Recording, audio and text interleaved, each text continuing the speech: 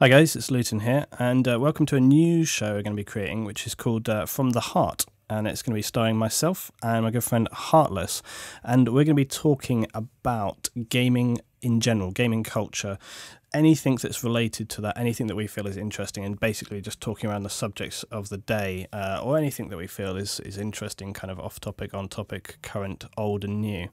So Heartless is going to bring us our first topic that we've thought of today, so do you want to introduce that one?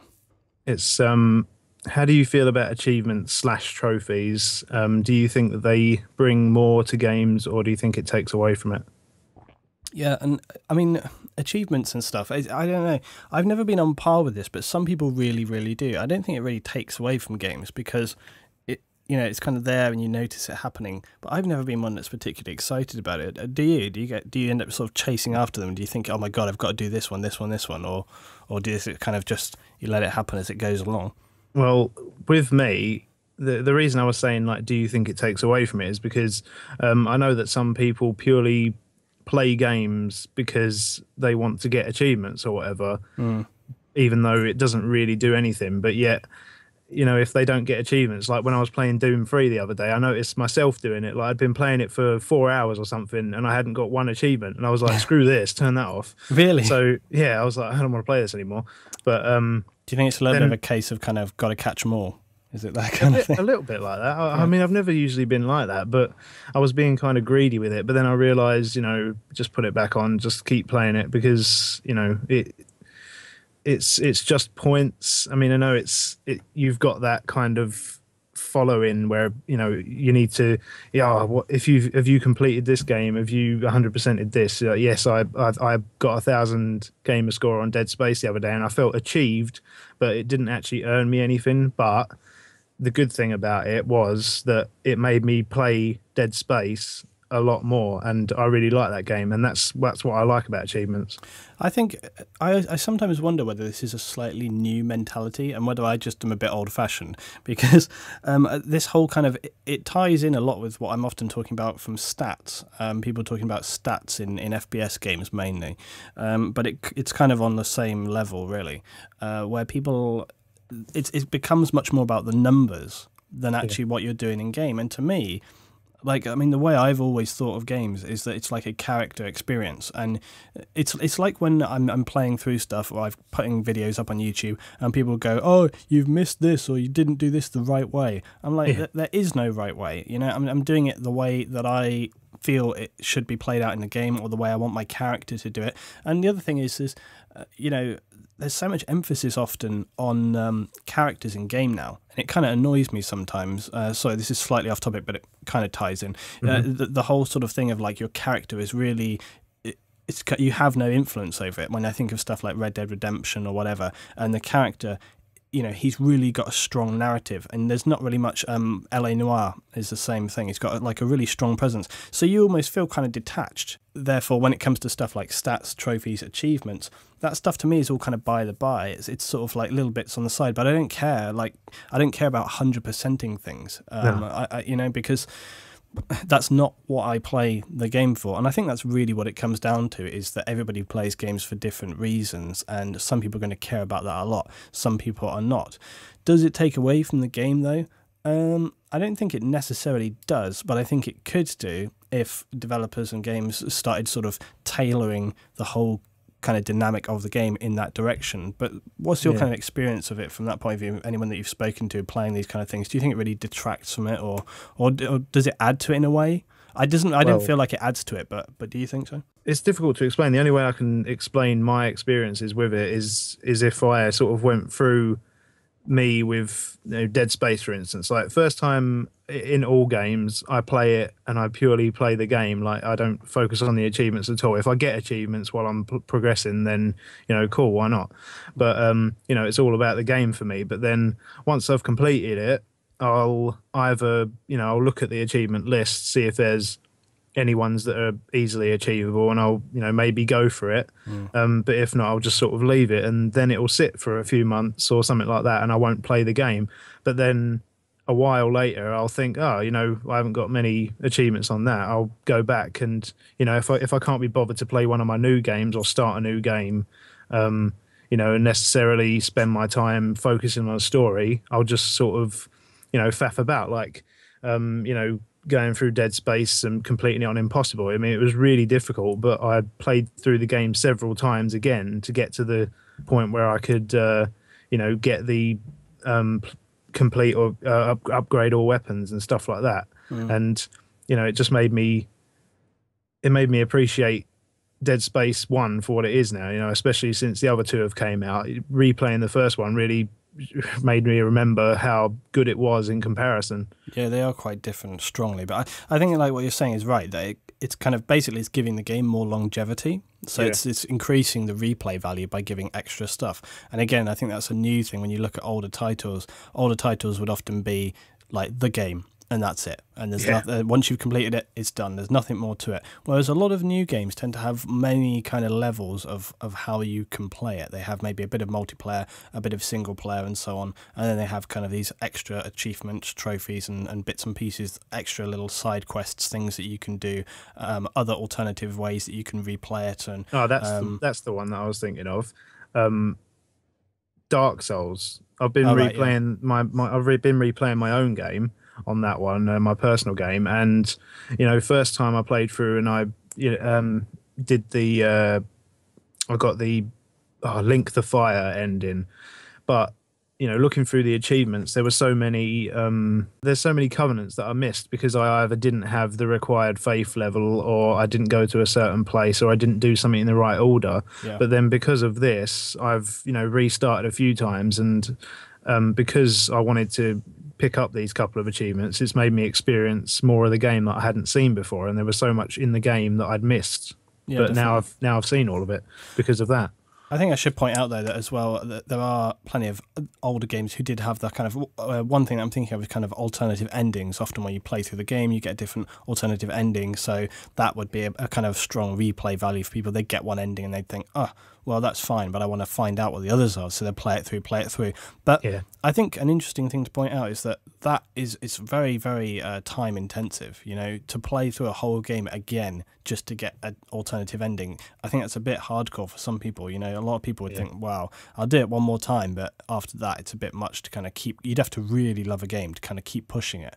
And I think a bit sneaky with that in Singularity. Yeah. That's got 3 possible endings, a good, a bad, and a sort of neutral. Or is it really bad? I don't know. But I saved it just before the end, and then you can play all 3 separately, which is nice. Oh, okay. I think some games, though, would kind of require... they do. A more kind of non-linear sort of, you have to kind of do other things along the way, don't you, in order to kind of the outcome for the ending. But I think the important kind of link with that sort of aspect is that when you have this kind of alternate ending, which is slightly more of an older style thing, but people, they still do it, like Heavy Rain would do it and things. And I liked in Heavy Rain the fact that you could... Did you play that, by the way? Yeah, I was really disappointed by my ending for it. So. Well, I got pissed off with one of the characters along the way. I deliberately killed him. So it was the police guy. He got on my nerves. And Agent Nam and Jaden, that one. Yeah, we were at the what was it? The scrapyard, and he was in the car and like he was fumbling to get out, and I wasn't doing it very well. And I was just like, do you know what? I've had enough of you, mate. Just leave it. So I just let him be crushed. Well, my one was. Spoiler alert. Anyway, what's the woman's name? Oh, God, can you remember? No.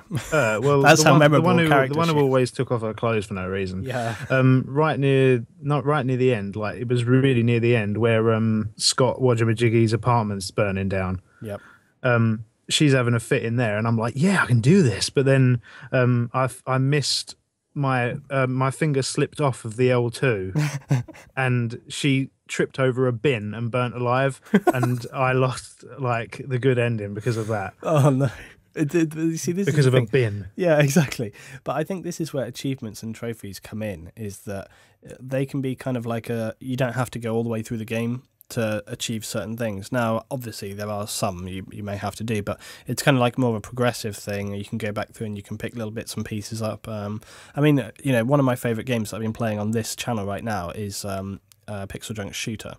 And what I really find with that is that unlike most games, I think because it's a slightly more old school arcade title where you have a little spaceship and you fly around. If you haven't seen that, by the way, just check some of the videos below on this channel and you'll see what I mean.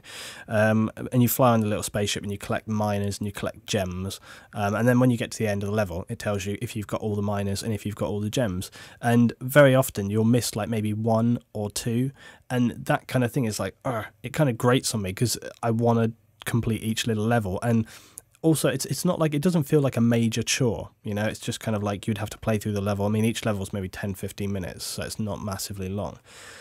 So from that point of view, I'm down with it. But when it comes to people saying, oh, I've got to do a game 100%, that's the kind of thing that grates on me. Like, I don't strive for completion. No, where you kind of pick up every potion, you talk to every character, you do every side quest, you do every little thing, all the little secret things. I mean, there's as well. some that are so ridiculous, like the Crackdown ones, like collecting 3,000 energy orbs and stuff. Like, yeah, some are silly. Yeah, some of them are absolutely ridiculous. And I think there's another interesting, you know, we've been talking about this mainly within a single player context, but I know that with you know, one of my main games that I play, so Battlefield 3, there has been a lot of kind of uncertainty over the kind of achievements that they put into that game and whether they detract from it. And the multiplayer aspect of games comes into these sort of things here. And it's the whole sort of, if you're in a multiplayer environment rather than a single player, if you're a single player, it doesn't matter. You know, you can do whatever you want and it doesn't affect anybody else. But if you're in a multiplayer environment and you're trying to, you know, you're trying to play the game, you're trying to win a round of whatever it may be, sports or FPS or an RTS game, or, you know, whatever. The achievements, whether or not they interfere with other people's experience, and I think that's a kind of point to make with the whole achievements thing is, you know, everyone else is trying to just get on with the game, and there's some guy running around with some obscure weapon trying to get sort of, you know, 200 headshots with it or something, and he's completely sort of a non-entity within the situation of everyone else. And there's been a lot of complaints from people.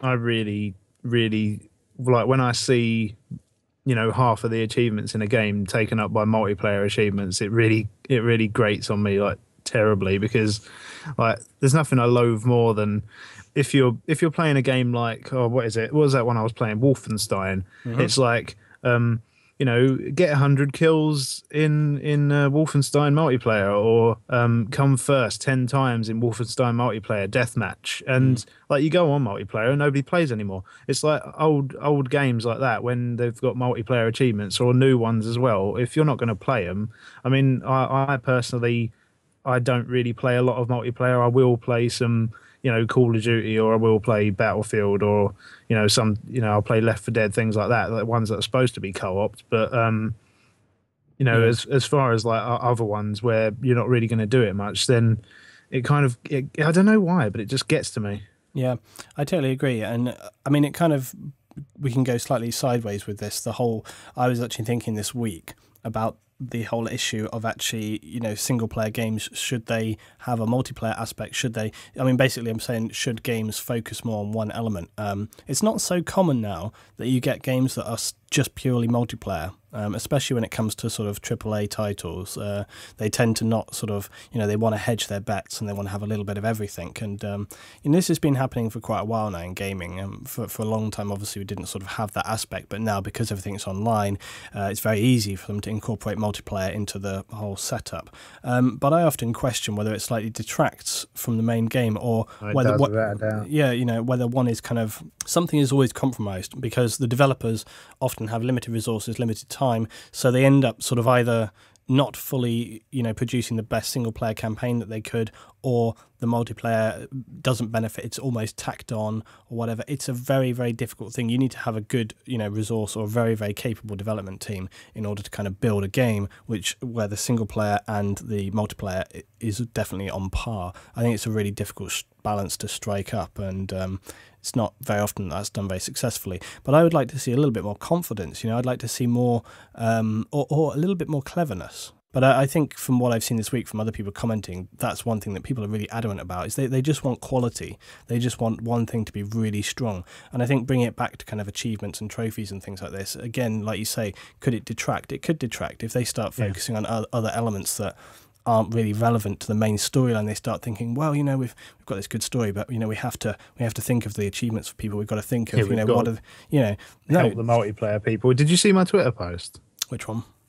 I did a Twitter post, right? Basically, I was playing a game and then I logged off to the Xbox dashboard, and like in the bottom corner, quite big, there's Tomb Raider, the new Tomb Raider multiplayer, and I watched the video and I was just like, why have you done this? Yeah, I know that because they've done that, there's going to be something that they could have added to the single player that I would have exactly. really enjoyed, and they've not bothered. Like, but people should know when multiplayer shouldn't be put in, like with things like I don't even know, but there's a point like when Skyrim's. Sure, I would like to play Skyrim, with a friend if I was going to co-op it and that, but the fact that they've spent so long working on it has made it the good game that it is. Sure, it's a bit buggy in that, but that's because it's so huge. But Yeah, imagine the bugs in it if they'd have spent half the time developing a multiplayer or a yeah, co-op or whatever. But exactly. Dark Souls, even though most of the time it doesn't work, I think that the way they've set that up, that you can summon random people, and that is a bit like Journey, like you can summon just anybody the line about to help you with bosses and that. Yeah, I think yeah. that's a good one. So, I mean, basically, I think that achievements and trophies are all well and good, but they should always try to balance it in terms of thinking about how the game impacts on people. So they should think, okay, are these things more of a distraction than actually just a little extra thing? They shouldn't become the main focus of the game. They shouldn't have too strong a role. They should literally just be a little side thing. It should always be the case that it can be, with these kind of things, you can take it or leave it. It shouldn't impact too much on how your experience actually is, so that if you're the kind of player who literally just wants to enjoy the game, these things don't become a hassle. Right, let's move on to the next topic for today, and this is quite a big topic, so we'll try and talk fairly concisely about it. It'll be some things that we'll definitely be able to talk about on future videos. But basically, we're looking at the new consoles, and obviously the new consoles coming out, we've got the Xbox and the PS. But the main thing really going to be talking about today is the issue with the Xbox, which has come out and said that basically you're going to always need an online connection in order to play its games. Any games, that's single player, the kind of games that you would normally be able to play offline, you won't be able to do that. You will have to be online. You will always need an internet connection in order to be online.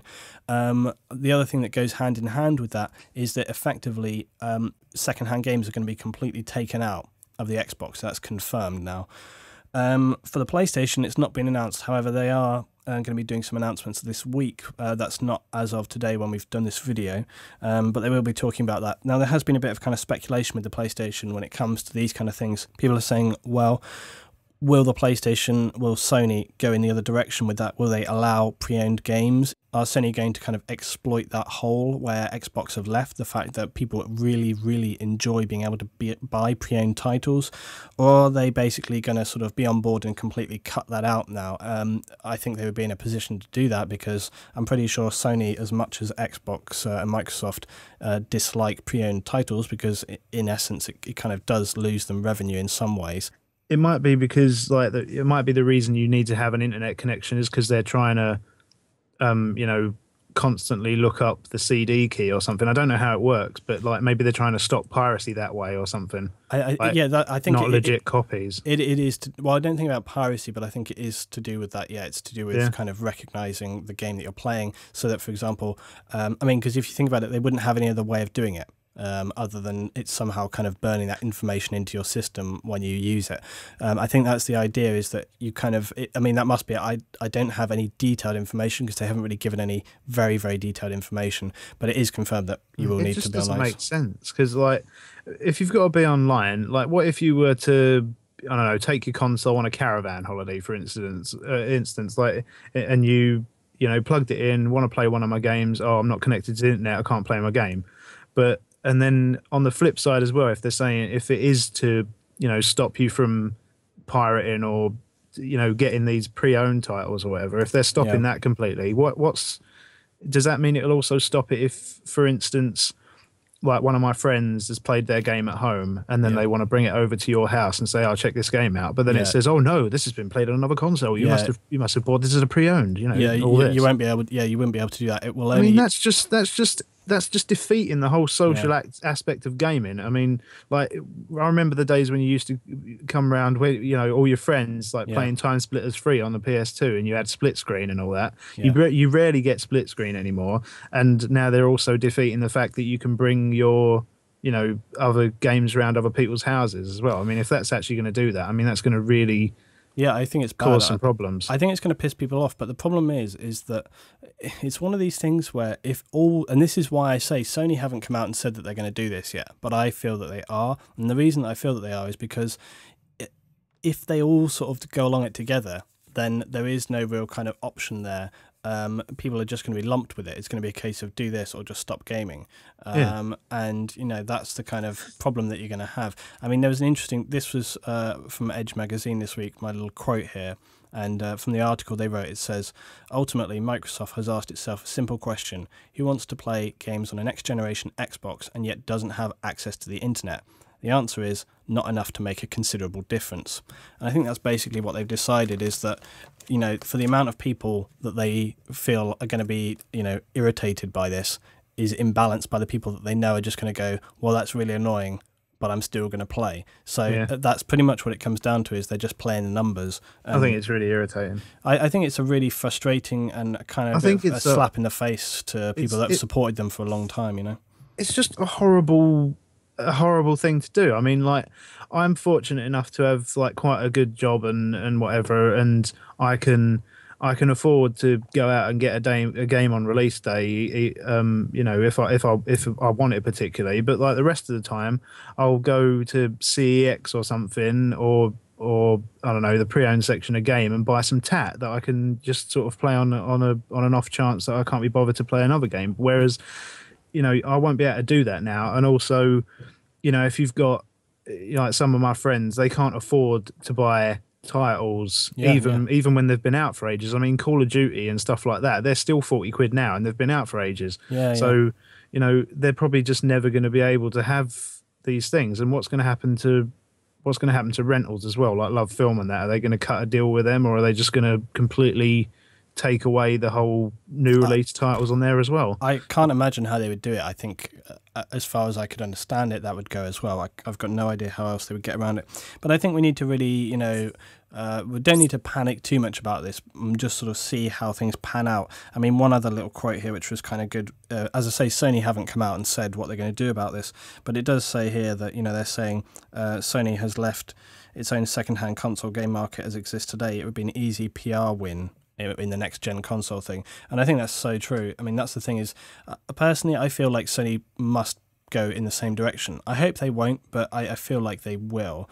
But if they didn't, it's so true. It would be an easy PR win for them. I mean, if you can't play secondhand games on the Xbox, and they say, well, you can on a PlayStation, not for the majority, but for a lot of people, I think that would be quite a tipping point. People would go, well, I've got to choose between my next console and I think it would be a big choice for people to make. So I think it's going to be a huge mistake as far as everything goes, because games now, when they come out, they cost anywhere from 35 to 45, 50 if you're buying a good edition of it or whatever, and plus DLC and all that. But you think how much it's going to be on the next console? They're probably going to bump it up to probably 60 or something per game, maybe you don't 50. Know. I don't know, but even if it, like, who's got the money? Well, I mean, it's true, but one thing that I always say is that when my work colleagues or people, friends, and they always say, how much do games cost now? And you say, oh, well, a new game will cost you £40, £45, whatever. I mean, it can be as low as 30, depending on what the title is and where you get it, etc. Do you pre-order, etc., etc. But they always go, wow, that's a lot of money. And you go, well, yeah, it is. But I'm going to play the game for the next 6 months. And I always think of it like this. How much should you pay for a DVD for a fairly new title? £10? And then how many times do you watch that film in the next 6 months? Once, twice, maybe? Yeah. How many times did you play a game that costs you 50 quid between now and the next 6 months? Possibly multiple times a week, depending on what title it was that you were buying, and all this kind of stuff. So in my mind, yes, games are expensive, but you get a hell of a lot more usage out of them compared to kind of other media that you would buy. Even music, unless you sort of really love something, you're listening to it every day. But I don't find when you buy sort of music for a certain amount of money that you listen to it endlessly for like the rest of the year. When it comes down to these next-gen consoles, we do really need some more information. Whilst it's been kind of confirmed, these things, they're kind of still sketchy on the details, and I think as we go through the year, more and more details will obviously come out about these things. But I think they are kind of the whole spectrum of gaming is changing in a really big way, and this is just one aspect of it.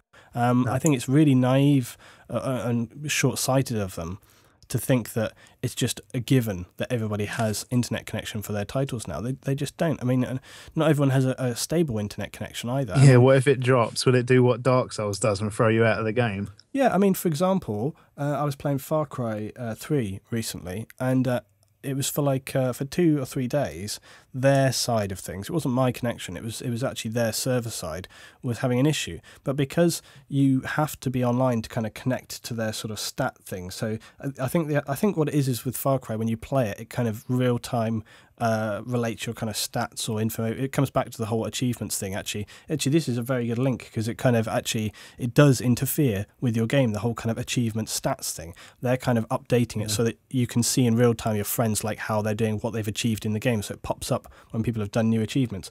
However, because their server was being a bit tetchy, every time I paused the game, it would try to connect to their server, and it couldn't. And then it would just literally freeze the game, and I had to restart the PS. And the worst part of it was it wasn't even that I was going into stats or anything. All I was doing was pressing start to bring up the menu so that I could craft items or whatever. And then it would bring up the menu, and then it would start to connect, and then it would freeze. So I couldn't even make items. I couldn't select equipment. I couldn't look at my map. I couldn't do anything. And I was like, this is utterly stupid. That must have been terrible, considering you spend like most of your time in the blooming crafting screen and that. So if you're constantly switching back and forth, that's terrible. Do you remember that other issue from a while ago with a PS where it couldn't sync trophies or something, and you couldn't play any games because it couldn't find trophy information? I don't remember that one, but that sounds very annoying. Terrible. It was. It was exactly when Heavy Rain came out, and I bought it on, I think, like the 4th day or something when it came out.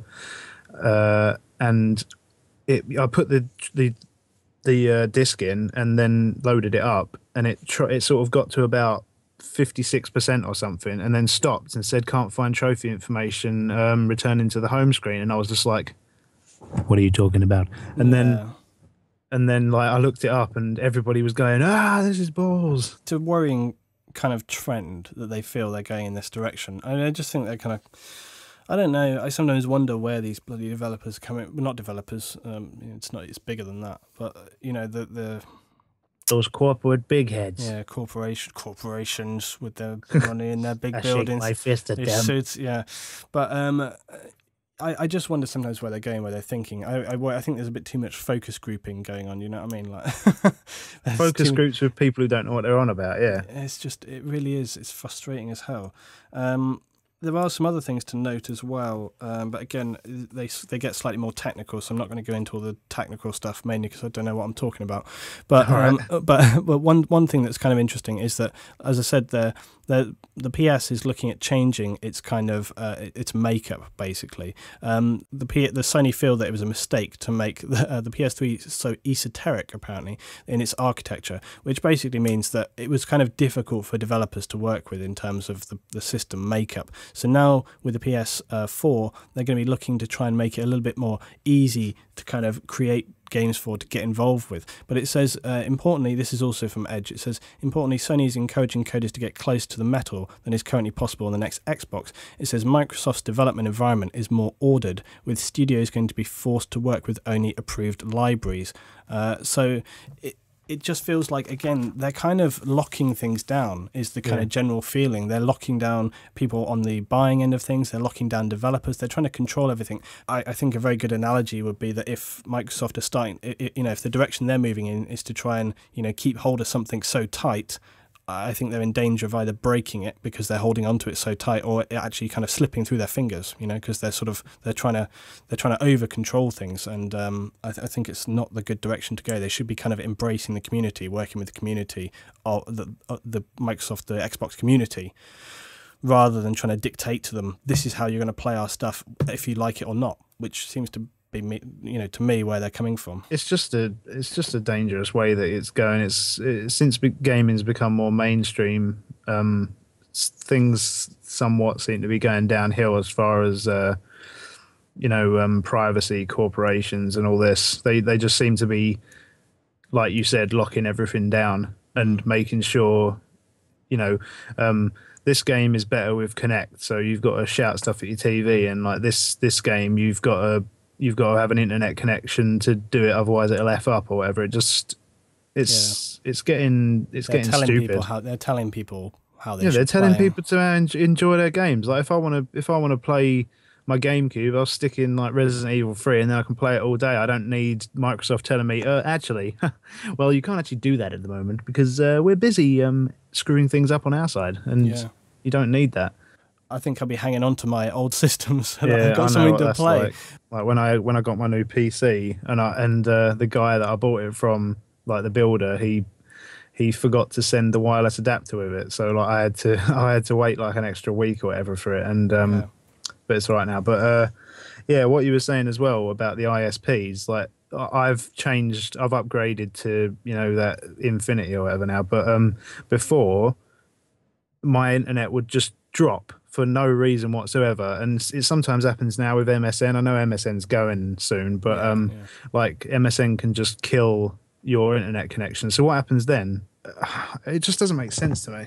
I mean, they haven't even said either whether it affects its kind of, how well the game's going to run as well. I mean, this is the deal. Like, what happens if you have bad internet or good internet? What happens if you have like 3 meg download or whether you have 50? Is that going to affect it in any way?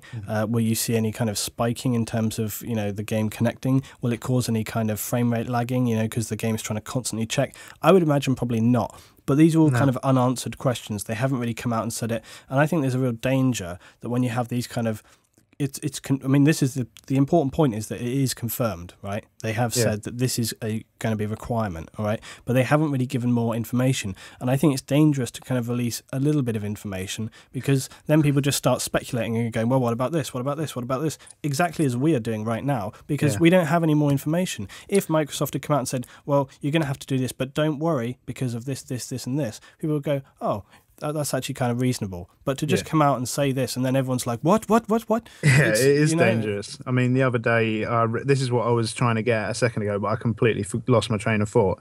I heard it was when I was talking about that your internet drops. If I heard that when you put your disc in and like how you get day one updates now, I've heard that you'll get day one updates, but it like copies something to your drive that you need to get it to work, whether it be the online key or whatever. But what if you don't have that? I mean, does that completely negate the fact that you have the game? Or what if it's in the middle of downloading it and your internet drops and maybe an error happens or whatever?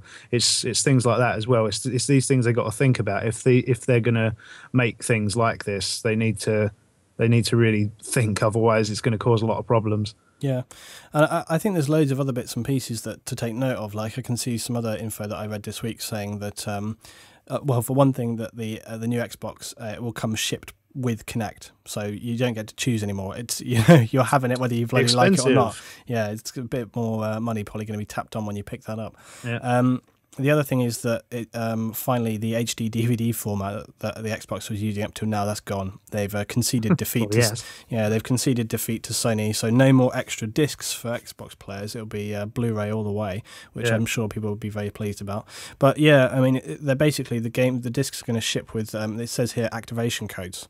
And that's why, they'll have no value beyond their initial use because they have activation codes. So once it's the same with any game with an activation code system. Once it's connected to yours, that's it. You can't take it to anywhere. You can't send it anywhere. And that is what it's going to be, guys. So, and I really hope they have the foresight to kind of take this opportunity and say, yeah, we're going to do this. And I think they would gain a lot of respect from the gaming community for doing that.